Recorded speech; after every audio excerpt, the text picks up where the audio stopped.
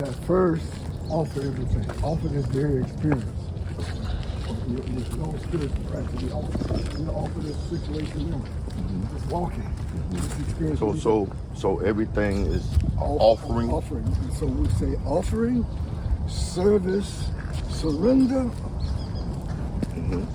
Offering, service, surrender.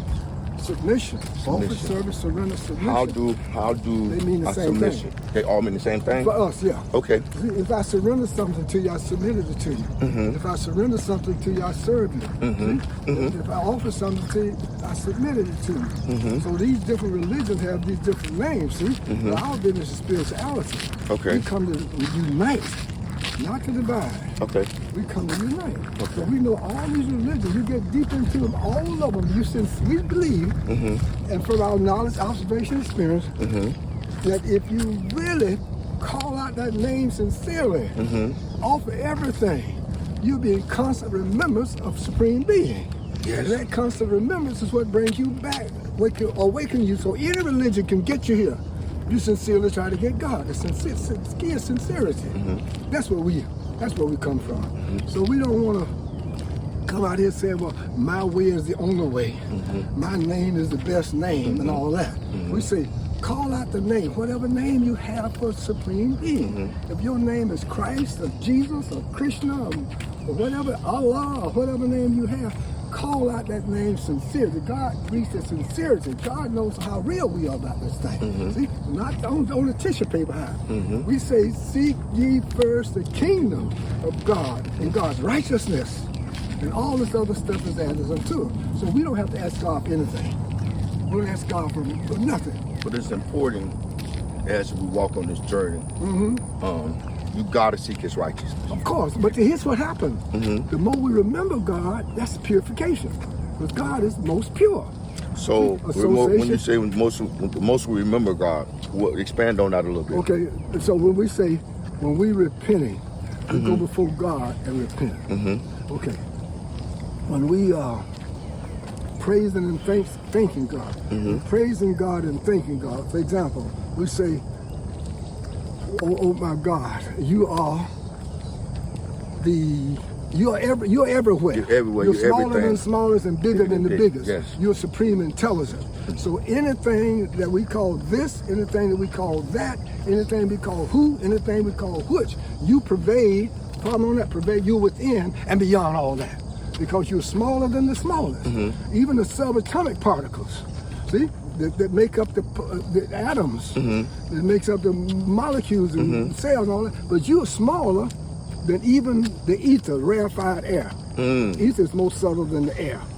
Can't see the air is here, but even more subtle than that is what we call ether. But we say God is smaller than the smallest. So God is not just great. God is the greatest. Yes. Nothing that can be smaller than God, nothing can be bigger than God. God is bigger than biggest and smaller than small simultaneously. Yes. Because why? God is pure intelligence. That's the omniscience. So God is omniscient. Whatever we call it, we agree that the name that you're using, you can use spoon if you want to, but as long as you know that spoon is signifying or representing that which is not representing, more signified, we're pointing at it, that which is omnipresent, eternally, omniscient, eternally, omnipotent, eternally. They say God is omnipotent because God is the very source of thought. So God is the source of all purity. So if we want to associate with God, we go to, God is at the center of our repentance. See, God is at the center of everything we do. Because everything we do is helping us to associate with God. And the association brings about assimilation. That's the basic principle. See? So we associate with God. So we want all that we do, all that we offer, all that we give away, all austerities that we perform, we do it as an offering to God. Everything. Everything. Everything, every breath we take, brother. It's an offering to God. God. Every move we make, we do it as an offering. We call it offering, service. If I offer you, I'm serving you. If I surrender to you, self-surrender, here it is, offer to you. And God is the source of all unconditional love. Unconditional love means that I don't love because it's just, that's what I am. See, we can't make love. Love is our nature. We can't make peace. Peace is our nature. We can't make truth. Truth is our nature. We can't make righteousness. Righteousness is our very nature. That's the our. And when you say our very nature, you're saying what we made really, up of. Really are. That's who we are. That's what we our are, makeup. Because that's we our are makeup. children of God. Okay, repeat that again if you don't mind. Truth, we can't make peace. Peace is our nature. It's our nature. In illusion, we think we're making peace, the absence of war. But no, peace is our nature. So how do we go about that nature? What's our nature? We coming back to it now through constant remembrance. Gotcha. The whole thing is revolving around always thinking about God. You think about God all the time, you become more devoted to it. Anything you think about all the time, you think about money all the time. You become You devoted think about to prosperity all the time. Yes. Huh? Yes. You say, well, I'm Whatever you think about all the time, that's what you're going to do the most. That's right. You, as a person thinketh, So is he. there you go. See? So our business is that our real nature, our real source is God. So we really need to be getting back to our real nature. Yes, sir. Where we come from. That's the purpose of life. Life has no better purpose, no other real purpose. It gives meaning to life, meaning and purpose in life. If I'm just out here eating, sleeping, mating, and defending, and trying to chase after something so I can get some better eating, sleeping, mating, and defending, I'm still in the flesh. But we worship God in spirit and in truth. Come on. All right. Come on, just come on. Okay, so that's the whole thing. So we say that first of all, offer your very spiritual practice. You can't do anything without offering. That's service. That's servanthood. That's servanthood. But we say if you just serving humanity, that's not serve God. Because if you just serving, that's good. That's good works. But you can't get in through good works. Good work keep you over there in the material world. See, because you got to come back and get it. And you can come back and get it. So you come back and get it. But what happens is that we can get so conditioned to good that we start doing evil to maintain our level of good. Yes. So we say we offer to God, we put it where that nonsense can't get to it. Spider webs can't get to it, thieves can't get to it. You can't get to it again. So everything you have, offer. Offer to God. Yes. Every breath you take, every move you make, you do it as offer to God. And that way, what happens? You're thinking about God. The thing revolves around always thinking about God. Gotcha. So, and if a person didn't understand offering to God, explain that to me where I'll be able to explain that correctly. Just serve God in what you do before you take a drink of water. Just serve God in everything that you do. So now, right now, we're using the word God. As you can use any word. Words don't. As long as you know, what you're talking about is eternal, the source of all truth, righteousness, love, and peace. It's omnipresent, omniscient, omnipotent. The way we're going, I forgot to tell you. When I went home yesterday, I was talking to my wife about what we was talking about, and she put out a book to share with me, and it has all the names of God. See, God is the name of Supreme Being. Everything you said was there. Well, who's the author of the book? I'll bring it to. I'll bring it tomorrow. I know. I'll bring it tomorrow. No, but every name you said that we talk about was on the cover of it. Okay, that's good. That's good. But the thing is that we're about spirituality, see, and that can unite us. All of us, because we say this Supreme Being pervades and transcends everyone. So watch this now. This is very important. Let's walk for the folks to walk. We can get back. Get outside so they can walk. Morning, man. Good morning. Yeah. So the idea is that this Supreme Being, this Supreme Intelligence, that's omniscience. It pervades and transcends everything. Every spark of lightning, every thunder's roll, every tree, everything that grows, all the earth, there's nowhere where God is not. God is omnipresent. Say that again. What does that? No, what you just said. Say it again. When you say supreme, you said something like supreme intelligence. Supreme intelligence. Yeah, that's another name for supreme being. Like God is a name for supreme being. We just use supreme intelligence because that points out omniscience. Omniscience means supreme intelligence. Supreme intelligence. It's everywhere. Everywhere. So supreme intelligence means everywhere. Yeah, we say yes, sir. That's what it's omnipresent. Omnipresent. So okay. So I would say omnipresent, and you say supremely present. Well, I say you say I say om. Yeah. But we say the same. No, don't make it right. I just want to understand. Yeah, we say the same language. Omnipresent means it's present everywhere. Everywhere. Yeah, I know what that means. I know what that means. But when you say supremely present, well, we say supreme intelligence. Intelligence. We can say omnipresent, omni-intelligence. We can say it like that too. Omni-intelligence. But I want to teach people new things. Well, this is not new now. No. I'm saying for them like me, all I know is omnipresent. Well, that's okay. But still, spread it. I don't want to be boxed. Right, that's good. I don't want to be boxed. Very good. Very good. Because if you be boxed, you can let the wrong thing come in. Open to learn. Yes, more. open to learn all that you can learn. That's right. And God say learn all you can learn about Him. There's no limit. Be anxious to learn more. Yes. Especially about God. Yes. If you try to learn about God, then you just waste our time. Yeah. Just like if we doing good works. That's okay if you want to stay in the material world. But that's not going to get you back to home. It's not going to wake you up because you got to come back and get it. But we say put it over here where the spider and the rust can't get to it. Huh? So you just breaking it down. I got you. You just breaking it down. Like I say, don't put your treasures up if it rot off and rust. Put it in God's kingdom. What you said was so profound. When you put it in the world, you got to come back and get it. So that's what we say. A person might say, well, I'm going to open schools. I'm going to dig wells. I'm going to do this for humanity. And even the Lord and that say, I'm going to do this for my race, my creed, my color. That's not going to get you back in. It's good works. But you got to come back to get that. We reap what we sow. We call it the law of karma. Yes. We just reaping what we sow. But when you give it to God, you don't have to go there. You don't have to be there anymore. See, but if He's directing you, but the more we wake up, the more we can take the direction. So if He's directing me, God is. I know, but the way you just put it was good. He's directing me, but I still want to do what I want to do. That's ego. That's E-G-O. Easing God out. That's old saying. But I got a question for you. So Please. Because I'm spending so much time with them. When stuff come in me, I think He's telling me.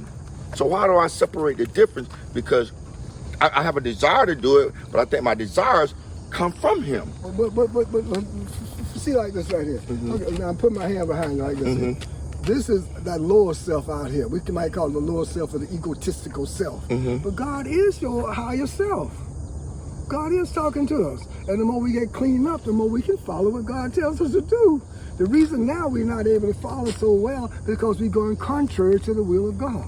God's will is the way of peace. It's like you see the river over there. The river's flowing a certain way. When we get into the flow, back into the harmony, the more we don't suffer. The more we're in the right place at the right time with the right stuff. We were going according to God's will, not the will of the ego. Because the ego generally wants profit, adoration, and distinction. Talk more about that, if you might, because I want to get far away from that as I can. Well, the thing is, the idea is that all that you do, you remember God in all you do. It doesn't matter where you are. Because God is everywhere. He's everywhere with me. Everywhere. Yes. So but you want to make sure you can get some holy association every now and then, as often as possible. You want to keep your spiritual practice going. Like your constant praise and thanksgiving, your prayer, your study, your sacrifice, your service, your right association. This we call Sangha, the right association. When you associate with holy people, people who striving to regain their forgotten spirituality. See? So, question right there. People that are not going that way. People that has no desire. I really need to separate myself from that. I know, man. I know. I'm sorry. No, that's good. Any question is good, brother. All I can do is try to be sincere and tell you what we practice, not what we just read in the book, but what we practice. So the thing is, we have to be in the world, but not of the world. Okay. So that we say you have two spiritual weapons: your sword of detachment and your rod of discrimination or discernment. Start on the sword of detachment. The sword of detachment means like you can be in the world, but you detach from it at the same time. It's like you in your car with your windows rolled up and you're looking out at the world. You got to stay in the spiritual world. So the beginning of staying in the spiritual world, understand that we're spiritual beings. You change the way you look at yourself. When we change the way we look at the self, we change the way we look at the world. When we change the way we look at the world will look at changes. See? Change the way you look at yourself. See, we've been conditioned to see the self as a material being. So we're working trying to gratify the senses of the material being. Oh, I need a softer bed. I need more gold, right? Who is this I? We're identifying as being the body. The self doesn't need anything. T-H-I-N-G, that's a thing. So when you hit, I just back up and look at it, you. okay. That's all. That's all right. It get real. Just feel like that. It get real. It get real. Yeah, Say that again. Right. Self. When you talk this self thing. The self doesn't need anything. The self is pure spirit. It's fulfilled within itself. It's self-satisfied. It's self. See, the nature of the self, what we are. We say you have the real self, brother. What you call it, some people call God's kingdom. Is at lower stages of unfoldment. It's vibratory bliss. About every pore vibrates in ecstasy, brother. And we realize that we're not the body, we're the self that's vibrating that body in ecstasy. See, the real self is the knower of the body. When we talk about the one who knows the body, it's like there's a field out there. We go out and plow the field and put stuff into the ground and all that. We grow the stuff. But I'm the one who knows the field. I know that field. We know that body. Who is the knower of the body? Who is this? Who sees the body? Like right now, watch this simple experiment. If you take your same finger that we have here. Oh, you can use that. But take that finger now. Put it on the. Put it like that. Now look at your finger. Can you see your fingernail a little bit? A little bit. Not really. You look at. Can you see your finger? With that, close the left eye now. Open your right eye. Can you see that finger a little bit? Okay. You see the back of the finger a little bit. Maybe you turn the finger a little bit. You see the fingernail, right? Okay. Now remove your finger. And can you see the side? Look at the side of your nose, right where your finger was. Can you see the side of your nose? Who's looking at the nose? If you the face. Who's looking at? That's you. That's spirit. We're spiritual beings, brother. We're spirit. We don't belong to any material designation. But we've been so conditioned that we're tangled up into that material identification. We're thinking that we're the material body. We're tangled up in that marrow, man, that cesspool of ignorance. That's all it is. But we're identifying with that. And most of your association, if you're in the material world all the time, and you know we don't know how to stay detached in it, then we can fall back into it, because most of everybody in the material world is relating to being a material body. I think association can bring about assimilation again. So what you do, even though you're in the material world, you stay with your spiritual practice. So you say all that you do, you might do something like that for some, but you do it as an offering to God. You call out the name all the time. Those who call out the name will be saved, brother. Call out the name all the time, from the rising to the setting of the sun. Your whole walk is offering, constantly reminding, offering to God. Well, see, all that offering everything to God helps us to remember God. That's the whole deal, brother. Because we're in forgetfulness. We've forgotten God, so we've forgotten who we are. We've forgotten everything, brother. We're out there walking in the world thinking we're a material body and trying to get happiness out of material things. And it doesn't happen. And we say, I got all this, you know, and never made me happy. And I'm not happy. I'm not fulfilled. Never made me happy. Because we're not the material body. You preach my life. I want this brand new Escalade. I go out there and get it. I'm not even happy. After a minute, the novel. I wasn't happy. I wasn't happy the minute I got in it, because I seen that it was something in me.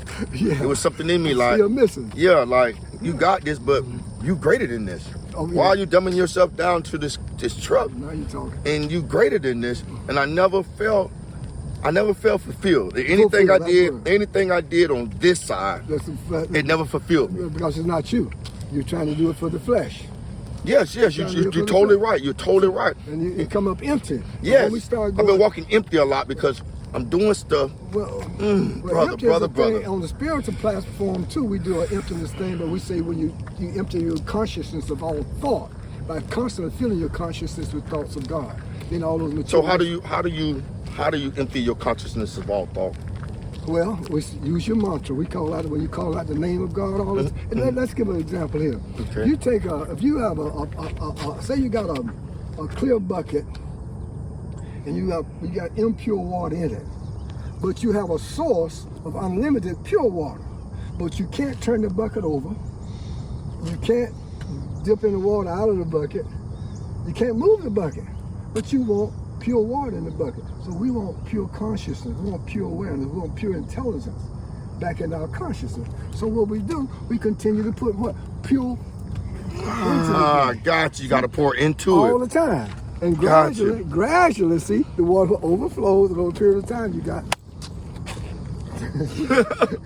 that's it. That's it, yeah. So always, the crux of these teachings, brother, is always, this is in a nutshell, always remember and never forget your God.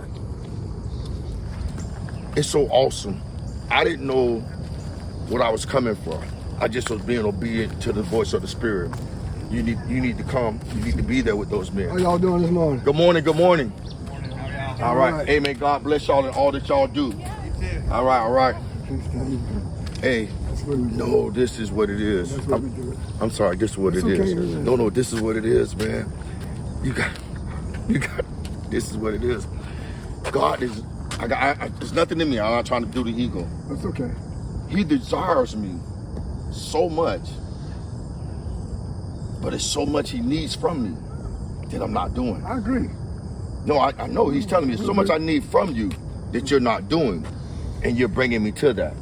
See, what I've been, and he told me, forget everything you know. When we walk across this, we don't want to follow them. Let's go walk down this a little bit. Hey, you're doing, it's like he said, forget everything you know. Well, we don't have to forget it. No, because everything I know is leading me to the ego, to the this, in my flesh. Everything I know in my flesh. That's ego. Yeah, everything I know in my flesh. Yeah. But he's trying to tell me, you're teaching me how to truly get out of my flesh. Truly just... Well, you're already out of it. We just in a delusion. Start entertaining it. We thinking we in that, but we're not really. You're the lower of the flesh, no? This is the field of activity. That's the field. If I'm supposed to be the face, who's looking at my nose? The Spirit. Who am I then? The Spirit. Thank you. And we worship God in spirit. We can't know God in the flesh. Sorry. That's what keeps us out, the ego, and identifying with being the flesh. We got to come on out of that world, bro. We say, come out of her, my people. You can accomplish what you want. Come out of that. And so we say, come out like a baby. At a certain time, the baby is ready to come out the womb, right? Yes. So if the baby doesn't get out, it's going to kill the mother and kill itself too. Come out of that. You bring it out, then you cut the umbilical cord. Woo! Let's get that far to hold on. Oh, touch son.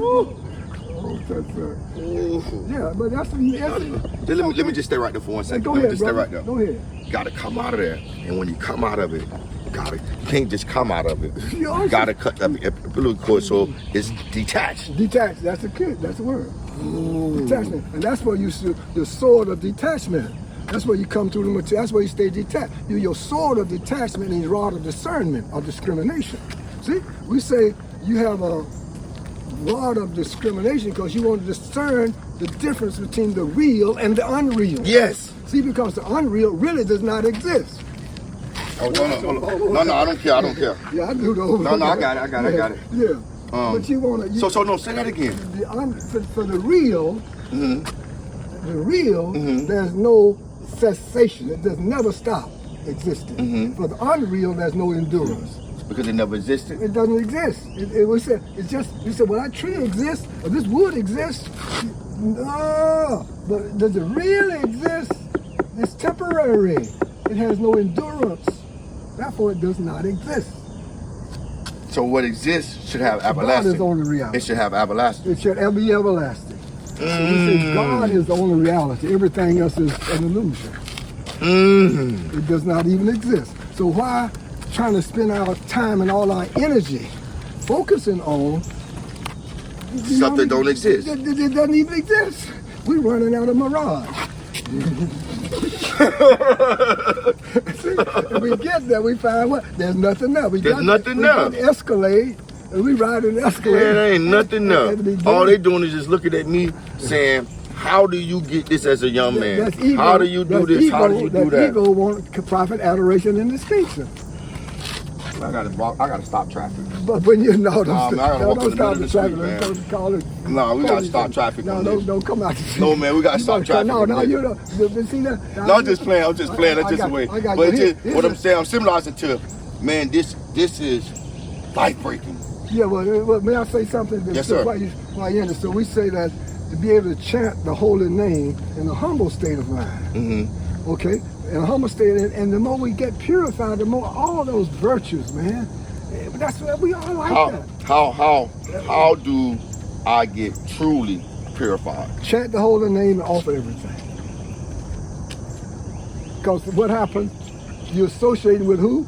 The most pure. Yeah. Hey, say it again. No, my spirit just is in agreement with you. Come out. Hey, say that again.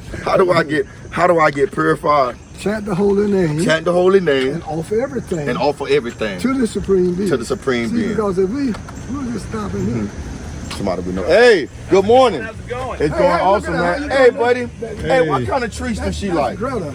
Just milk bones. Milk bones. Yeah. I don't know. So milk bones. This is I got you, Greta. Greta, I'm coming for you. Hey, man, you be blessed. All you do. Hey, well, I'm just fighting the fight for the next 2.5 months, brother. Hey, we're gonna talk about that. All right. Y'all be good. Yes, sir. Hey. What's up, bro? How you doing? Good morning. Come back with that one more time. Okay. I gotta get that in my spirit. Okay, now here's the deal. I can't walk in space. I just gotta walk out. Gotta walk out. I get out. I'll move. No, I'll move. I ain't gonna kill myself. It's okay, but you can't. Say no more. Eternal. The thing is, when we associate, we help each other stay on our toes. Yes, sir. Like Muhammad Ali at his peak, you're on your toes. Oh, yes. He was in constant remembrance. Yes. Because our suffering is caused by being in constant forgetfulness. Our suffering is caused by being constant forgetting forgetfulness of God. And we go contrary to the will. God's will is for us. Yeah. As long as we're living in the flesh, we're going contrary to it. Yes. So that's what our beginning is, that you are not the material body. You're not the body with the soul. We're the soul with the body. I am the soul. Say that. I'm not the body with the soul. I'm the soul with the body. I'm the soul. Tell me a little bit more about the soul from your perspective. The soul is eternal, full of unlimited bliss and omniscience. So my soul is eternal. Indestructible. Yes, and not your soul. If you say my soul, I don't have it. I am soul. You see the difference? That's the whole being of me. I am soul. I am soul. I don't have soul. I have a body. I have a body, but I am soul. I am soul. Yeah. You know, you remember the group. You might be too young to remember Sam and Dave, right? Probably. Sam and Dave did a song years ago. I'm a soul, man. Yeah. That's it. I don't know how deep Sam and Dave felt it, but yeah, I'm a soul. I'm soul. I don't have a soul. I am a soul. The real I is the soul. So I should never say I don't have a spirit. I am the spirit. I am spirit. I am spirit. I am spirit. The spirit, it cannot be burned by fire. It cannot be wetted by water. It cannot be dried by the wind. It cannot ever cease being. It's always here. It's in quality one with Supreme Being. Never burned by fire. Cannot be destroyed. Question for you. Please. The things in me that I know that are not like God and not pleasing to God. How do I just? You already told me. Purification. Yeah, you already told me. Let's come back to purification. So that was we have a leader. So drop. I really got to drop my desire. I can't purify myself with worldly desires. But the thing is, this process is, the more you come back to your divine nature, that stuff falls off from you. Say it again, man. So we don't I always do that because I like to get clear. The more we come back to our desire nature, that stuff will drop off. All it gradually, it drops off. Gradually. See, so we say like this, brother, we can spend a lot of time watering every leaf on that tree there, every fruit, every bud on that tree. I'm trying to get water to it. But by the time the water gets down to the base of that tree, especially in the summertime, it's dried up. So what if I go right to the base of that tree and make a little salsa around it? Like a teacup salsa? What if I go and make a little salsa and pour my water right there at the root? This is what this thing. God is the root of the whole set cosmic manifestation. God is the root of everything. So I go to God first with my service. I go to God first with my offering. I go to God first with my surrender. Offer everything to God first. And then the whole tree is nourished. See? All that stuff, all the leaves, they're coming from the root. If you notice that tree right there, then we dig out around that tree, see, make it look like a salsa. And then put the water right there. Put it around there. Put it right there. That's all we're doing. When we constantly trying to put God first. Remember God first. And then if they ain't stopping us from trying to get back to God, we have to leave it, brother. That's called detachment. Our business is to be attached to God. God is only reality. Everything else is crazy. It's an illusion. Everything else is an illusion, man. Why be attached to that which is impermanent? See, that attachment to the impermanence is what causes you suffering, most suffering. We're attached to something that's deteriorating right before our eyes. We're holding on to it and it's dropping off from it. We're holding on to that which is impermanent, which we have to divide from. It's going to pull away from it, even if only death comes and takes it away. Now we're holding on to it, so the more strong we're attached to it, the more suffering. Just like you got some super glue on your fingers, right? You can't see it because it's clear, right? And as long as you have your fingers like that, you're all right, you don't feel it. But you have to pull your fingers apart. That's going to cause the suffering. Attachment causes suffering.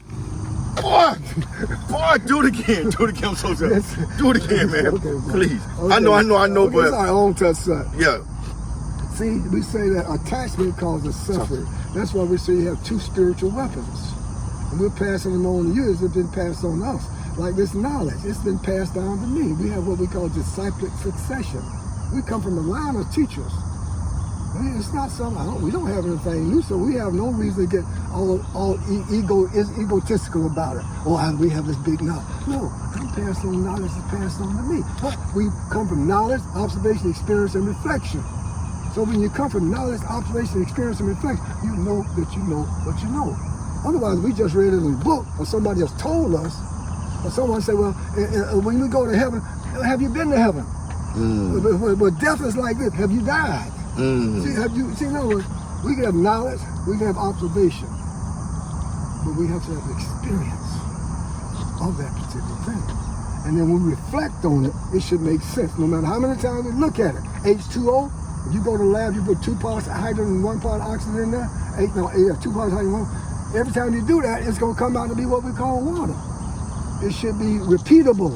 So this is spiritual science, because it's direct and perceptible by realization. The more you mix it up, you can deconstruct it and break it down and put it back together, logically. So this should appeal to our logic and our reasoning. See? Our logic, our reason, our intelligence. And the more we break it down and try to tear it apart, the more it stands. It stands your reasoning and common sense. So we engage in something that's not standing your most critical reasoning and common sense. It's not helping you get back to God. Brother, we got to get up.